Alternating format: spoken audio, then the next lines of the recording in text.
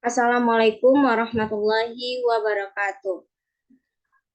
Waalaikumsalam warahmatullahi wabarakatuh. Alhamdulillahirabbil alamin. Assalatu wassalamu ala asrofil anbiya'i wal mursalin wa ala alihi washabihi rasulillahil ajmain. Puji syukur kita ucapkan kepada Allah yang telah memberikan rahmat, hikmat serta karunia-Nya kepada kita semua sehingga kita dapat mengikuti kegiatan kuliah pada kali ini.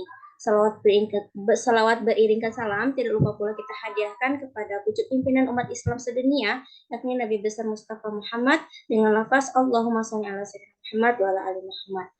Nah, pada kesempatan kali ini izinkan kami dari kelompok 1 akan mempresentasikan mengenai materi termoregulasi. Yang kami hormati dosen pengampu Ibu Firda Azahra dan juga teman-teman yang sangat kami sayangi. Baik,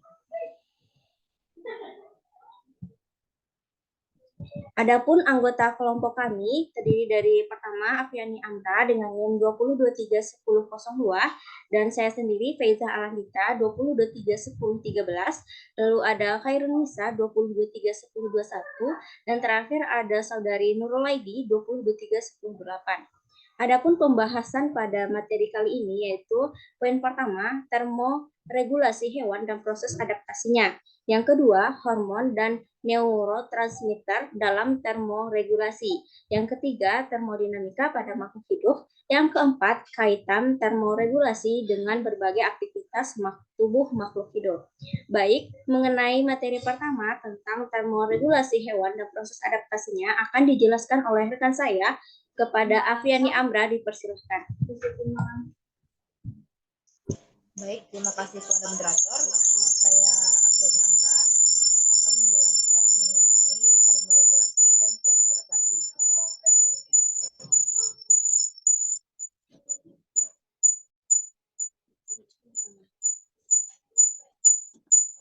Baik, next slide.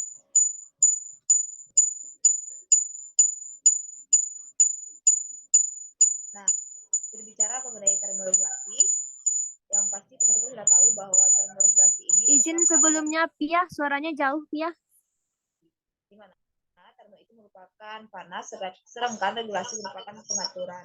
Jadi dapat disimpulkan bahwa termoregulasi ini adalah suatu pengaturan panas. Nah, baiklah. Berarti kita simpulkan bahwa termoregulasi itu merupakan suatu mekanisme makhluk hidup untuk mempertahankan suhu internal agar berada di dalam kisaran yang dapat ditolerir. Nah, jika suhu lingkungan atau suatu makhluk hidup meningkat atau menurun drastis, maka enzim-enzim yang dapat terdenaturasi atau kehilangan fungsinya. Nah, suhu berpengaruh kepada tingkat metabolisme. Metabolisme di dalam tubuh diatur oleh enzim. Salah satunya yang memiliki suhu optimum dalam bekerja. Nah, jika suhu lingkungan atau tubuh meningkat ataupun menurun drastis, enzim-enzim tersebut akan terdenaturasi atau kehilangan fungsi-fungsinya. Next slide.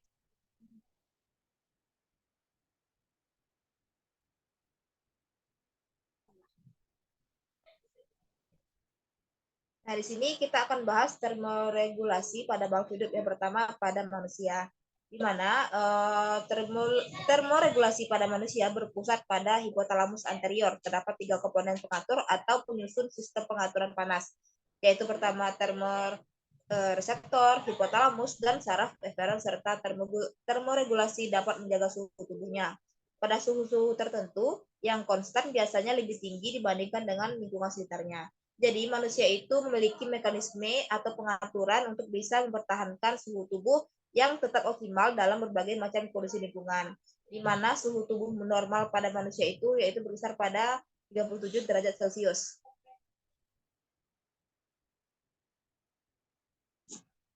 Nah, berbicara mengenai termoregulasi yaitu pengaturan panas berkaitan dengan keringat. Nah, mengapa kita dapat berkeringat? Yaitu pada saat kita beraktivitas, misalnya berolahraga, akan terjadi peningkatan proses perubahan energi kimia makanan menjadi energi gerak.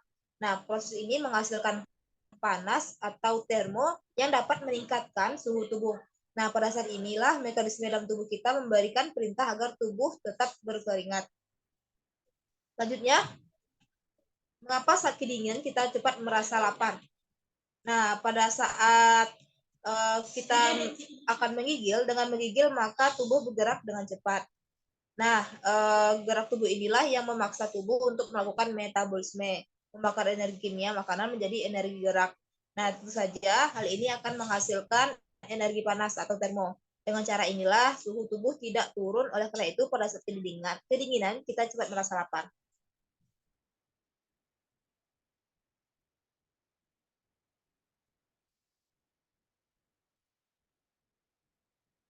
Selanjutnya, bagaimana mekanisme pengaturan suhu tubuh kita pada kondisi dingin?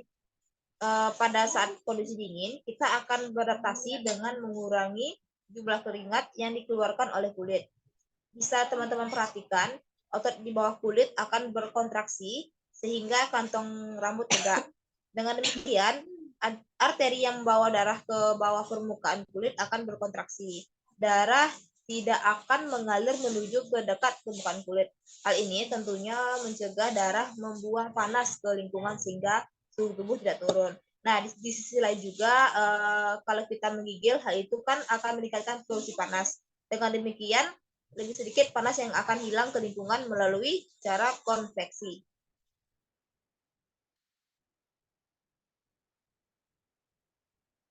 Setelah membahas mengenai termoregulasi pada manusia, berikut termoregulasi pada hewan.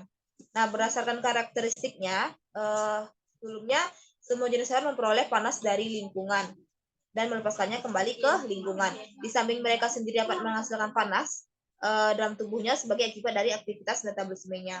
Nah, berdasarkan karakteristik temperatur tubuh yang dihasilkan hewan dan dipengaruhi tidak adanya suhu tubuh hewan dari lingkungan, ada 4 istilah mekanisme pengaturan suhu tubuh pada hewan.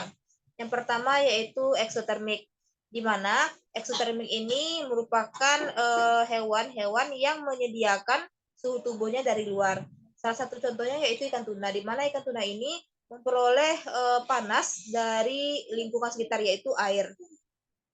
Dan selanjutnya yaitu endotermik. Endotermik ini adalah hewan-hewan yang menyediakan panas tubuh dari dalam tubuhnya sendiri. Contohnya itu adalah burung dan mamalia, di mana burung dan mamalia di sini menghasilkan panas dari proses metabolisme. Dan selanjutnya adalah homeotermik, di mana hewan homeotermik ini yaitu suhu tubuhnya konstan atau relatif tetap. Contohnya itu sama seperti endotermik, yaitu mamalia dan burung. Dan terakhir adalah poikilotermik, di mana poikilotermik ini merupakan hewan yang suhu tubuhnya mengikuti suhu tubuh lingkungannya. Contoh itu adalah ikan, udang, kerang, dan lain sebagainya. Ada beberapa jenis adaptasi pada termoregulasi hewan, yaitu pertama, adaptasi morfologi, di mana adaptasi morfologi ini menyesuaikan diri makhluk hidup melalui bentuk organ tubuhnya. Yang kedua, adaptasi fisiologi, di mana adaptasi fisiologi adalah bentuk adaptasi makhluk hidup melalui fungsi kerja organ-organ tubuhnya agar tetap berjalan, agar tetap bertahan hidup.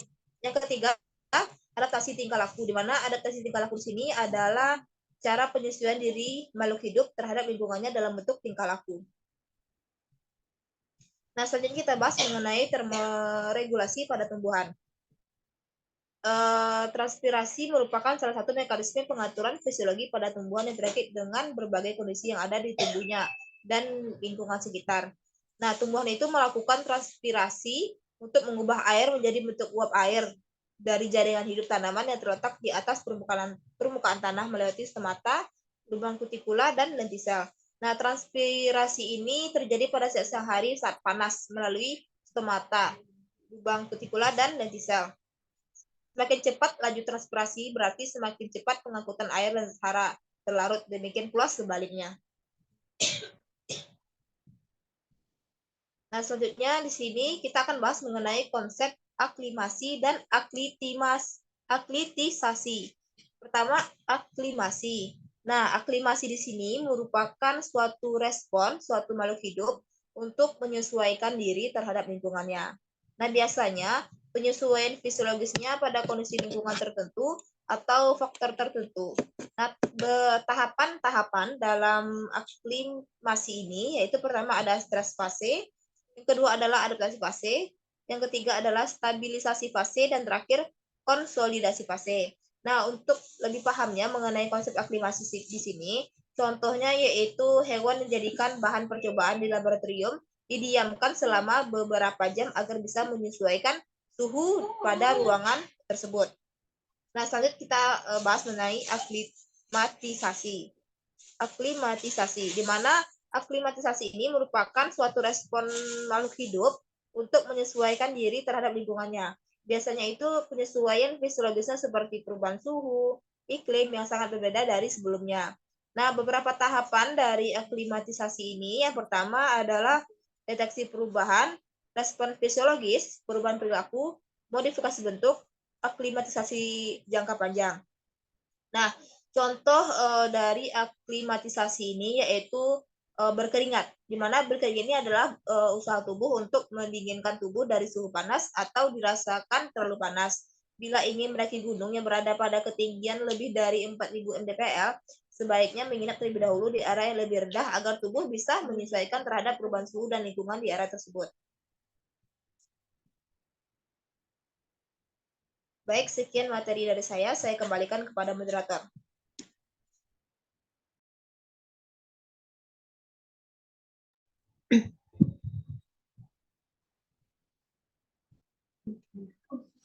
Baik, terima kasih kepada Saudari Afriani Amra yang sudah menjelaskan mengenai materi yang pertama tadi. Sekarang masuk ke materi kedua mengenai hormon dan neutron transmitter dalam termoregulasi yang akan saya jelaskan. Oke, baik. Ternyata di dalam tubuh hormon dopamin dikenal sebagai neurotransmitter yang berperan sebagai penghantar stimulus atau pesan berupa rangsangan ke sel saraf baik di otak maupun otot. Nah, sel-sel saraf ini perlu berkomunikasi satu dengan yang lainnya untuk dapat mengontrol berbagai fungsi tubuh. Nah, komunikasi ini bisa terjadi berkat peran dari neurotransmitter tadi. Neurotransmitter adalah senyawa kimia dalam tubuh yang berfungsi untuk membawa dan mengirimkan pesan antar neuron atau dari neuron ke berbagai jaringan tubuh seperti otot. Nah, teman-teman dapat melihat bagaimana sih gambar dari neurotransmitter tersebut. Oke. Selanjutnya, berikut adalah beberapa hormon yang terlibat dalam termoregulasi. Itu ada beberapa. Yang pertama kita bahas dulu mengenai hormon adrenalin, di mana hormon adrenalin ini hormon yang diproduksi oleh kelenjar adrenal dan meningkatkan metabolisme tubuh dan memperbaiki sirkulasi darah selama suhu tubuh meningkat. Dan yang hormon kedua ada tiroksin, di mana hormon ini membantu mengatur metabolisme dan membantu menjaga suhu tubuh dengan stabil. Dan hormon yang ketiga ada melatonin, di mana hormon ini diproduksi oleh pineal gland dan membantu mengatur ritme sirkadian dan membantu dalam mengatur suhu tubuh. Yang keempat ada histamin, di mana hormon histamin diproduksi oleh sel-sel tubuh dan membantu dalam mempertahankan suhu tubuh dengan meningkatkan aliran darah dan membuat kulit merasa panas. Baik, selanjutnya ada yang kelima ada hormon kortisol, di mana hormon ini membantu mengatur metabolisme dan membantu menjaga suhu tubuh menjadi stabil. Dan ada hormon keenam ada norepinefrin, di mana hormon ini membantu meningkatkan aliran darah dan mempercepat metabolisme sehingga membantu menaikkan suhu tubuh. Yang ketujuh ada adrenokortikotropik, di mana diproduksi oleh kelenjar adrenal dan membantu dalam mempertahankan suhu tubuh dengan mengatur produksi glukosa dan kortisol. Yang ke-8 ada prostaglandin, di mana zat kimia yang diproduksi oleh sel-sel tubuh dan membantu dalam mengatur suhu tubuh melalui mekanisme seperti pembuluh darah dan sistem imun. Baik, selanjutnya mengenai neuron transmitter dalam termoregulasi, di mana ada beberapa neuron transmitter yang terlibat dalam termoregulasi, yaitu yang pertama ada noradrenalin, di mana ini merupakan neuron transmitter yang diproduksi oleh neuron simpatis dan memiliki efek termogenik atau memproduksi panas pada jaringan dan membantu dalam mempertahankan suhu tubuh.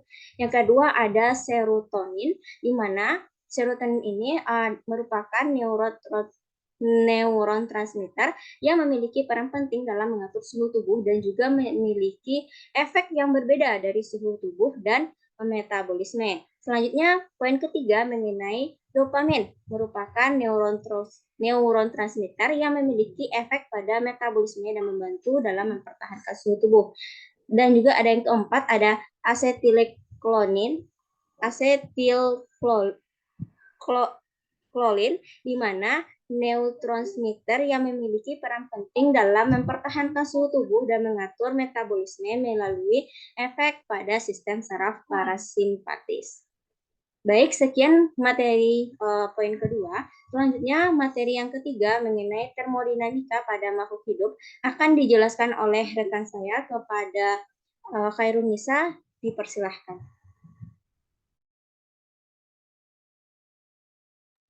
Baik, terima kasih kepada moderator. Di sini saya akan melanjutkan mengenai poin yang ketiga, yaitu tentang termodinamika pada makhluk hidup.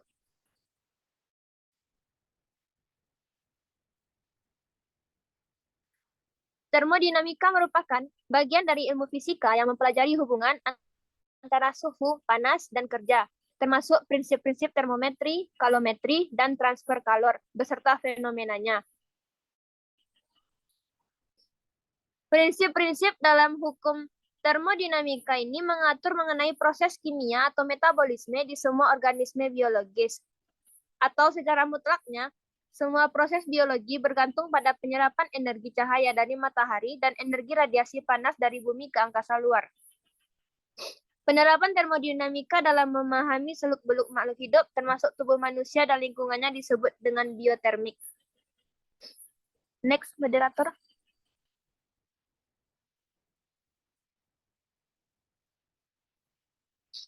Ada 4 hukum-hukum dalam termodinamika. Hukum nol termodinamika menyatakan bahwa jika ada dua sistem A dan B berada dalam kesetimbangan termal, maka sistem C juga berada pada kesetimbangan. Dirumuskan dengan TA sama dengan TB sama dengan TC. Hukum kedua termodinamika menyatakan bahwa jika suatu sistem mengalami perubahan energi kalor sebesar delta Q pada suhu tertentu atau T, maka sistem itu akan mengalami perubahan entropi atau delta S. Dapat dirumuskan dengan delta Q sama dengan T dikali delta S. Hukum ketiga termodinamika menyatakan bahwa pada suhu T sama dengan 0 Kelvin, maka perubahan entropi sistem atau delta S adalah konstanta dan koefisien dari seluruh substansi sistem cenderung kepada 0. Untuk T sama dengan 0 Kelvin, maka delta S sama dengan 0 atau S sama dengan konstan.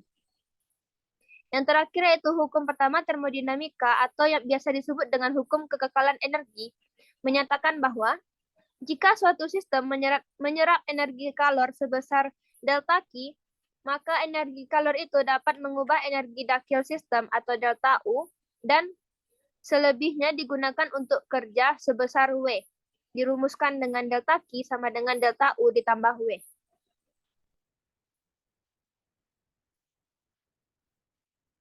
Next, moderator.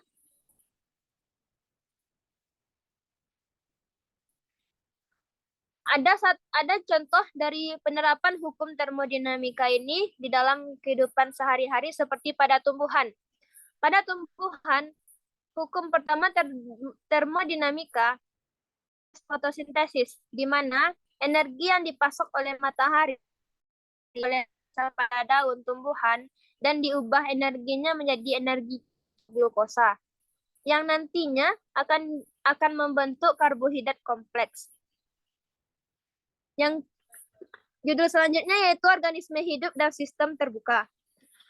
Organisme hidup biologi juga merupakan sistem terbuka atau merupakan bagian dari sistem terisolasi jagat raya, dilihat dari sisi termodinamika, yang harus mengikuti hukum termodinamika. Organisme hidup dapat bertahan dengan memanfaatkan sisa energi di alam. Bila hubungan dengan sumber energi terputus, organisme akan segera mengalami peluruhan hingga terjadi kematian. Secara mutlak, semua proses biologi bergantung pada penyerapan energi cahaya dari matahari dan energi radiasi panas dari angkasa luar, dari bumi ke angkasa luar.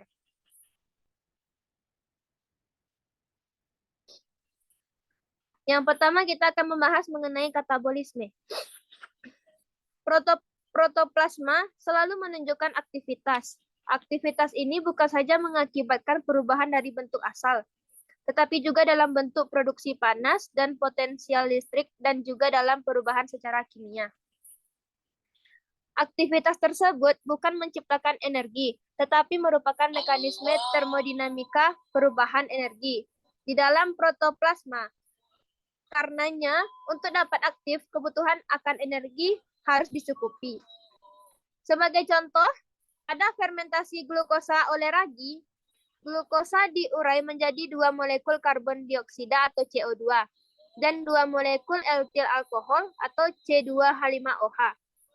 Proses ini diikuti oleh produksi panas. Sebagian dari energi potensial yang terkandung dalam glukosa telah dilepaskan. Next, moderator.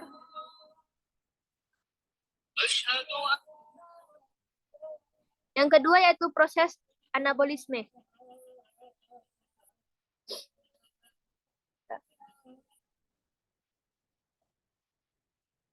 Pada anabolisme, terdapat beberapa langkah dalam pembentukan energi, yaitu yang pertama menelan. Menelan yaitu memasukkan berbagai bahan ke dalam tubuh untuk mengganti bagian-bagian yang rusak atau yang telah digunakan. Misalnya, biologi seekor amuba menelan bahan makanannya dengan bantuan pseudopoda. Yang kedua, pencernaan. Makanan yang telah masuk tadi dihancurkan hingga larut dengan bantuan enzim yang dapat mempercepat proses penguraian molekul makanan besar menjadi molekul yang lebih kecil. Hal ini disebabkan karena sel-selnya telah terdiferensiasi dan terspesialisasi hingga mempunyai fungsi khusus. Jadi harus melakukan persiapan terlebih dahulu agar bahan makanan ini dapat dimanfaatkan oleh setiap sel yang membangun tubuhnya. Yang ketiga yaitu penyerapan. Hasil pencernaan akan mengalir atau menembus atau melewati dinding saluran pencernaan hingga mencapai pembuluh kapiler dan akhirnya masuk ke peredaran darah atau absorpsi. Selanjutnya, zat makanan akan diedarkan ke seluruh jaringan dan masuk ke setiap sel yang memerlukan setelah berada dalam cairan jaringan. Yang ketiga adalah proses ekskresi. Dalam proses ekskresi, oksidasi makanan menghasilkan dua hal, yaitu yang pertama pengubahan energi kimia menjadi energi kinetis, yang kedua pengubahan materi makanan menjadi senyawa lebih sederhana, termasuk bahan-bahan sisa yang harus dibuang. Ekskresi adalah usaha sel atau organisme untuk membuang senyawa hasil metabolisme yang tidak dapat dimanfaatkan. Bersama senyawa lain, air, urea, dan asam urat dikeluarkan melalui ginjal dan selanjutnya dikeluarkan dari tubuh sebagai urin atau air kemih. Sedangkan karbon dioksida atau CO2 dan air dikeluarkan lewat paru-paru dan selanjutnya dikeluarkan sebagai uap air di saat mengeluarkan nafas.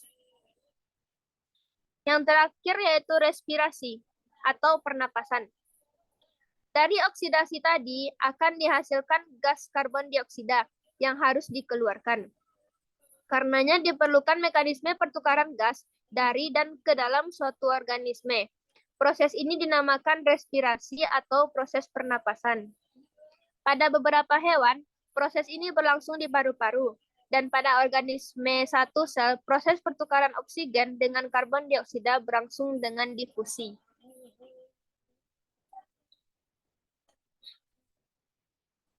Baik, itu saja yang dapat saya sampaikan. Saya kembalikan kepada moderator.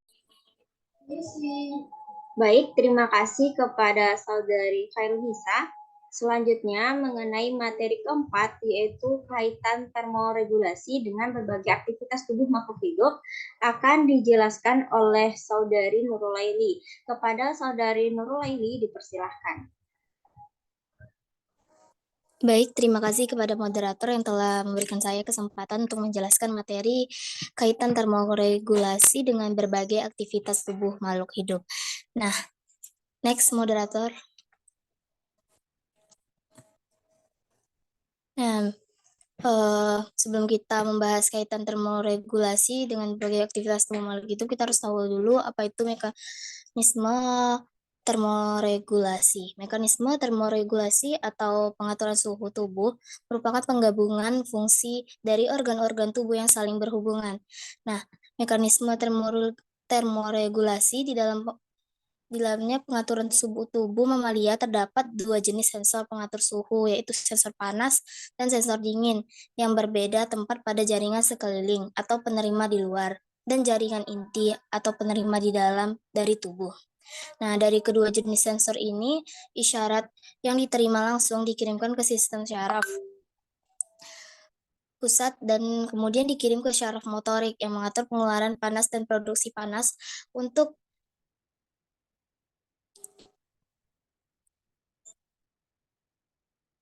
dilanjutkan ke jantung, paru-paru, dan seluruh tubuh. Nah, setelah itu terjadi umpan balik, di mana isyarat diterima kembali oleh sensor panas dan sensor dingin melalui peredaran darah. Nah, setiap spesies hewan yang memiliki kisaran suhu optimal dan untuk mempertahankan tersebut diperlukan termoregulasi. Nah, dengan termoregulasi sel-sel dapat berfungsi secara efektif meskipun suhu eksternal mengalami perubahan yang ekstrim. Nah, kaitan termoregulasi dengan berbagai aktivitas tubuh makhluk hidup, yang pertama ada metabolisme. Metabolisme dalam termoregulasi ini yaitu berkaitan dengan suhu tubuh. Suhu tubuh secara alami akan meningkat ketika tubuh kita kedinginan. Tujuannya untuk meningkatkan suhu tubuh agar kembali normal, sehingga organ-organ tubuh dapat berfungsi dengan baik, contohnya saat berolahraga. Nah, ketika tubuh gagal melakukan termoregulasi, dapat terjadi hipertermia atau suhu tubuh tinggi atau panas. Nah, keduanya sama-sama dapat mengganggu fungsi tubuh, bahkan kegagalan multi organ.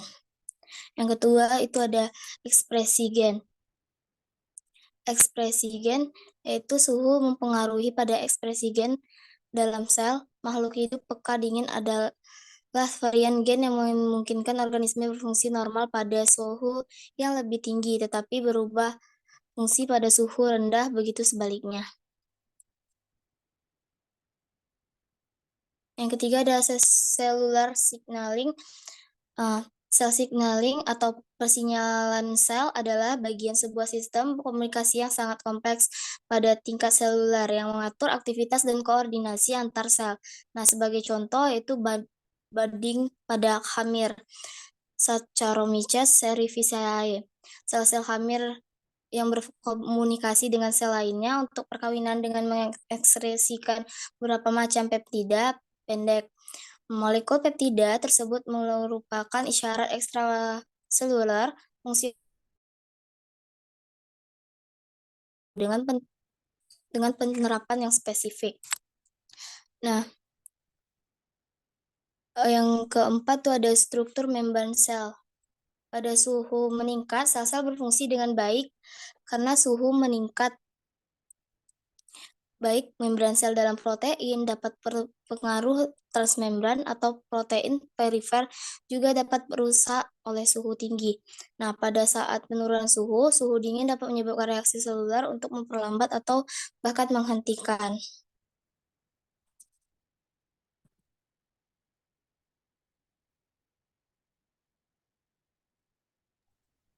Baik, terima kasih kepada Saudari Nurul Laili. Selanjutnya mengenai studi kasus akan dijelaskan oleh Saudari Afiani Amra. Kepada Saudari Afiani Amra dipersilahkan. Baik, terima kasih kepada moderator. Di sini saya akan menjelaskan bagaimana pengguguran daun jati.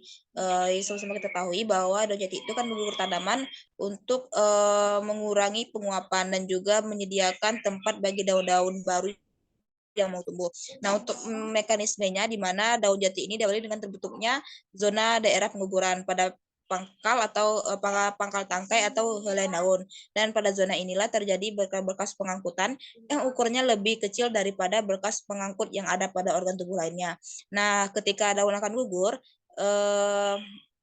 lamela tengah di antara beberapa sel tertentu di daerah distal zona absisi akan terurai.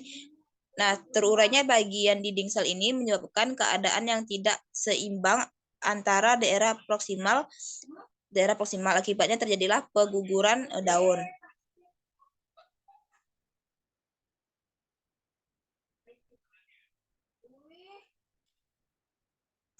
Nah, selanjutnya studi kasus mengenai bagaimana mekanisme membuka atau menutupnya stomata akibat adanya tekanan turgor. Jadi membuka atau menutupnya stomata ini akibat dari tekanan turgor. Nah, apa itu tekanan turgor? Tekanan turgor sini adalah tekanan dinding sel oleh isi sel. Nah, untuk mekanismenya, pertama itu stomata akan membuka jika kedua sel penjaga meningkat.